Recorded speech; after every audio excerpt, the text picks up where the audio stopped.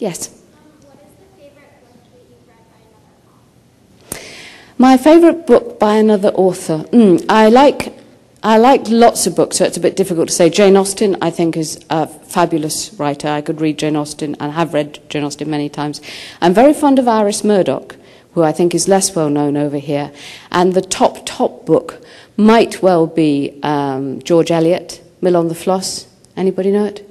Oh, read it. Haven't read it? Okay, you all have to go and read it, all right? And then you can write into me and tell me if you like it or not. It's really lovely. And I'll reply to you. We'll have a reading group on my webpage. Honestly, we will. I'll set up a little site. Where's Zara? Can I do that?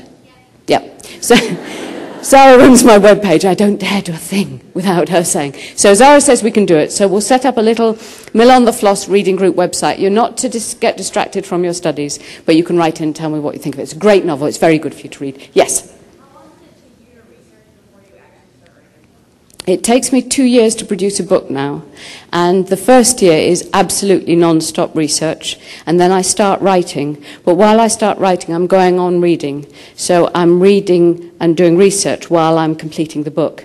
Then when I get to the end of the book, I start to rewrite it again, and in the rewriting process, I'm still researching. So it's about really probably 18, 20 months research and probably a year's writing. It's a big, like when I start, it's like going to university and going like, okay, I don't know whether you call it college or school, but it's like taking on like an undergraduate course. I know I'm going to be with these people for a long, long time, and that's why I have to like them, because if I don't like them, I'm spending 2 years with them, they drive me crazy. Really, I talk to them more than I talk to anybody else. I live a life of appalling social inadequacy. I have no friends. I barely speak to my husband when I'm busy. We were driving along one day. He was so furious with me. We were driving along one day, and I'd gone very, very quiet. And he said, "What are you thinking about?" And I said, "Robert Dudley."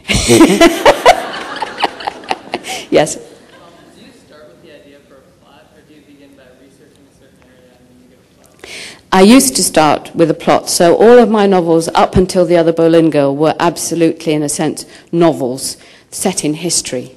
Now I do the research, and who is going to be the hero of the novel very much comes from the research. And so I start with the research, and I really like writing like that. I don't think there is anybody else who writes like that at the moment, though that is how people used to write historical fiction, but it's changed. Anyone else? Yeah?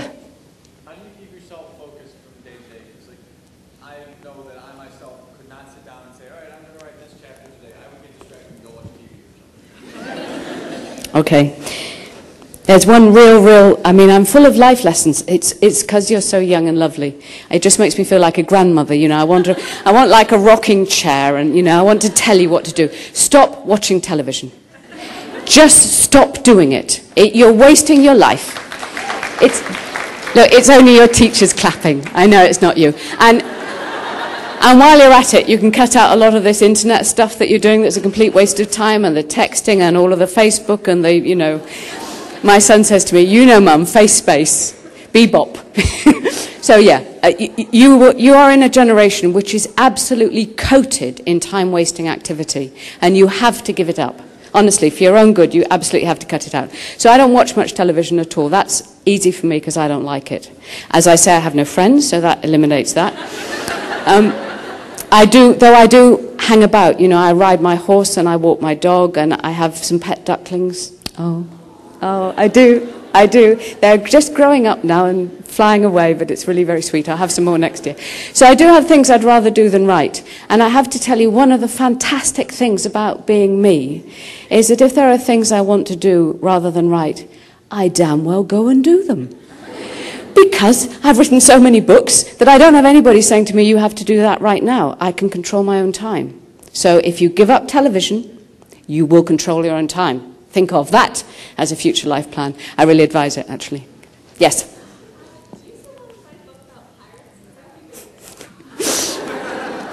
Well, it would be really great. I never did the research because I found Mary Berlin and got distracted, which is, of course, another problem. You can get distracted by work from work. I really do want to do a book about pirates, and there's a woman I'm crazy about who was a woman pirate.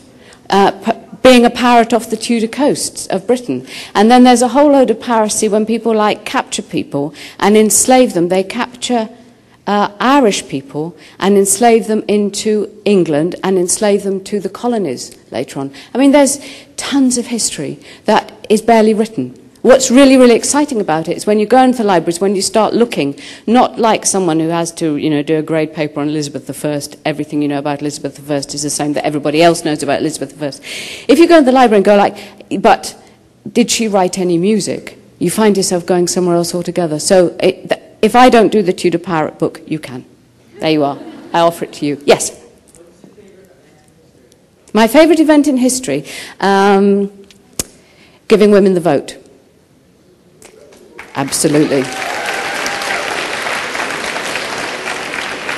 When people say to me, wouldn't you love to be a woman in the Tudor times, you'd have the lovely frocks, you'd look like Scarlett Johansson, I go, yes, there is that.